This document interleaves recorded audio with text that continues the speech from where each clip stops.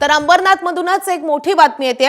अंबरनाथमध्ये मतदान करण्यासाठी शेकडो महिलांची एका सभागृहामध्ये गर्दी झाली होती आणि या संदर्भात काँग्रेस आणि भाजपच्या कार्यकर्त्यांनी बोगस मतदानाचा आरोप केलेला आहे। अंबरनाथच्या कोहजगाव परिसरात एका सभागृहात मोठ्या प्रमाणात पहाटेच्या सुमारासच महिला आणि पुरुष जमले होते।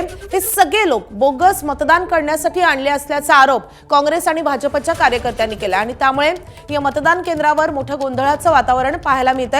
पुन्हा एकदा जाऊयात आपले प्रतिनिधी सुरेश काटे यांच्याकडे। सुरेश, नेमकं काय घडलेलं आहे?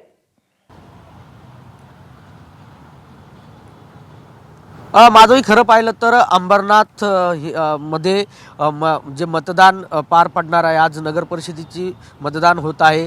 शिवसेना भाजप यांची मुख्य लढत या ठिकाणी आहे।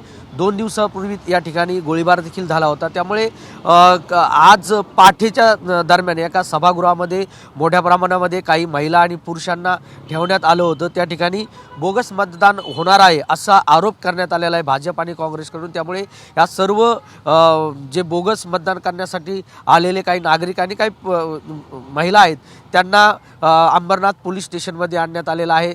नेमकं हे लोक कोण आहेत, कुठून आले होते आणि कशासाठी आले होते यासाठी पोलीस आता चौकशी करत आहेत। मग तर पहाटे 4 ते 5 वाजल्यापासून या ठिकाणी या एका रूममध्ये यांना ठेवण्यात आलं होतं।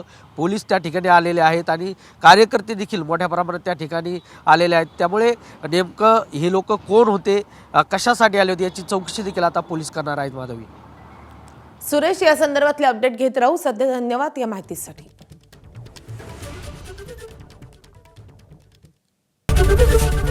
एबीपी माझा, उघडा डोळे बघा नीट।